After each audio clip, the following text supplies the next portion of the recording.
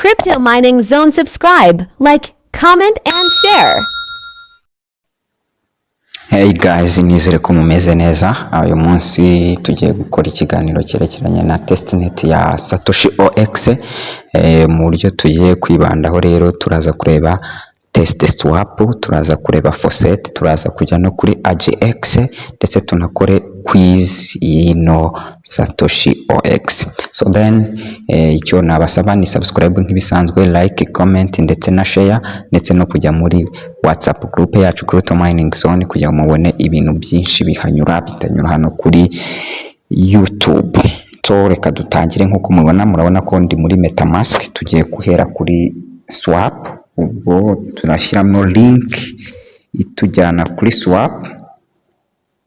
Turashyiramo link itujyana kuri swap. Munareba ko gena narayishyizemo, ariko mu gihe utayifite usabwa kujya muri Crypto Mining Zone WhatsApp cyangwa se ukaza inbox yanjye nkazikoherereza. iyi long.swap.openex.network iradufasha iki? Iradufasha kugira ngo tubashe guswapinga za 10 USDT za long testnet, tubashe kuzihinduramo ama OX ari buze kudufasha kugira gute kuza gukora iriya KYC ntibisanzwe.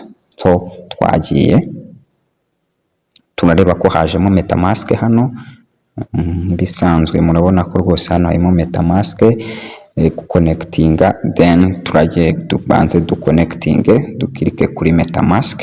Nkuko mubibona hano turaza kuba dufite site idusabe kuswitchinga network, tujye kuri OpenEx testnet tuvuye muri network twari turimo, narindi muri network ya WAKORA.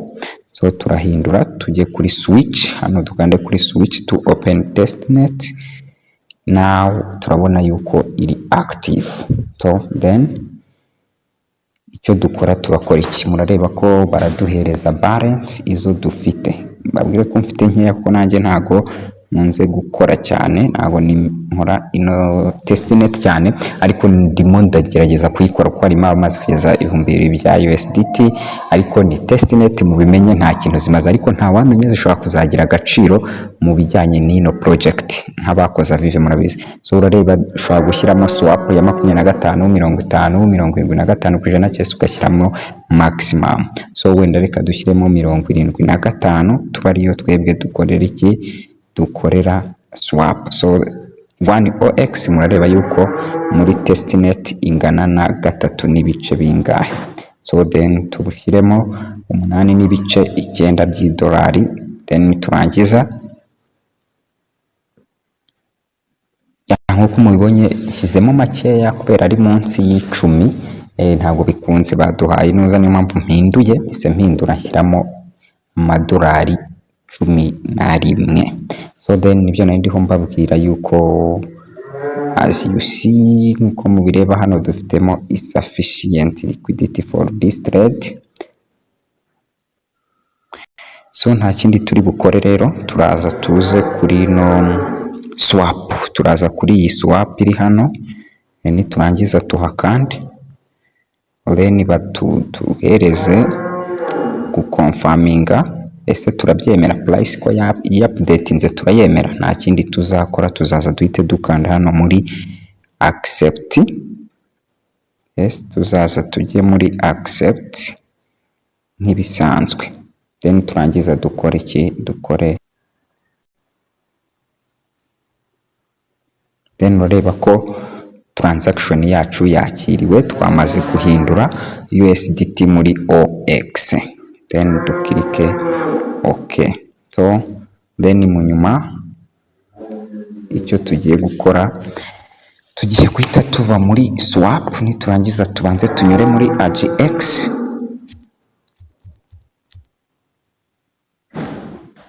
Mareba kisizamo iyo wabimenyereye, ariko iyo utabifite tubiguha muri WhatsApp yacu, tukajya kuri this AGX.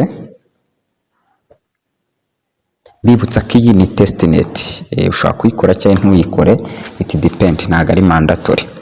Then tujye kuri connect, tuzaza hano tujye hehe? Kuri connect web3 wallet, tuyiconnectingeho, then we connect, then duswitchinge dusubire hehe? Kuri kowa. Murabona yuko dusubiye hehe? Kuri kuri kowa ngiyi hano, bivuze ngo tugiye kuva muri open testnet ya long, ubwo tugiye guhindura blockchain, then dusubire kuri blockchain ya kowa, dukirikeho turahabona claim testnet. Iyi claim testnet nimuyikoresha hazagenda magezi fee, si byiza ko muzayikoresha. Iyi add long testnet nayo ushobora kuyongeraho, tugire testnet explorer, tugireho na testnet swap. Izi zose ushobora kuzikora mu gihe uzaba uri gukoresha AGX. Mbabwira ko AGX ni partner ya exchange za partneringa na OpenEx testnet. So ushobora kujya muri test tugatestinga muri swapping, n'ubundi tureta dusubira nk'ahandi twari turi hamwe tuvuye mbere. Murareba ko harasa, ushobora guhita ukora connect wallet, ariko twebwe ntabwo aricyo kiri kutugenza.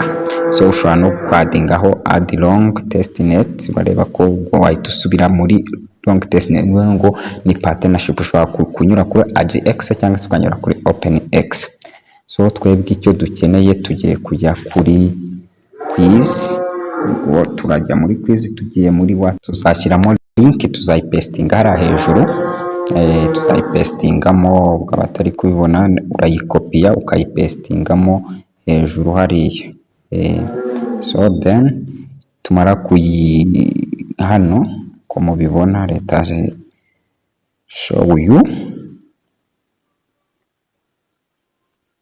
dora niho uza, aha niho uzaza ugapestingamo iriya link dukuye muri WhatsApp. Nagiye muri WhatsApp group ndayizana ya long.hub.openex.net, ni naho turi buze gusanga quiz nkuko mubibona. Murareba ko twahise tugera mpehe muri quiz. Icyo dukora no guconnectinga, duconnectingeho wallet, urayibona hano, then dukande connect, then nyuma yo gushyiraho connect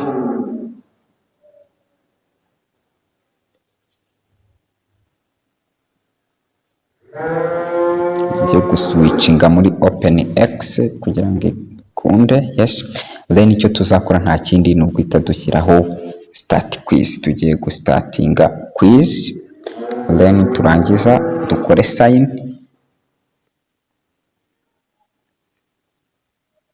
Urareba ko hano haranari mpinduye, twagiye gushyira muri long testnet. So baratubaza ngo what is the fee. Iyi ngiyi ku batabizi niyo twita decentralized finance. What is Ethereum? A video game ntabwo ariyo. A company that currently controls the internet ntabwo aribyo. Igisubizo hano ni open source blockchain based decentralized software platforms used for its own cryptocurrency, nibyo. What is smart contract? Automated agreement written in code, a legal document ntabwo ariyo. Cryptocurrency ntabwo ariyo. Fundamental breeding, igisubizo ni automated agreement written in code. Tuzagira where does blockchain security comes from? The concept of design, immutable and transparent nature. Bitcoin mining, tokens on the testnet. Hano twashyiramo immutable and transparent nature. Tukagira what is a gas, commonly referred to as a fuel in gas station. Ntabwo byaba ari byo. Mechanism within Ethereum used to calculate the price of operation, then tugakora submit. Ushobora kubitsinda byose cyangwa ntubitsinde byose, ubwo urareba ukareba ibisubizo biri byo, then tugakora submit. Twarangiza tugakora sign, tugasayininga.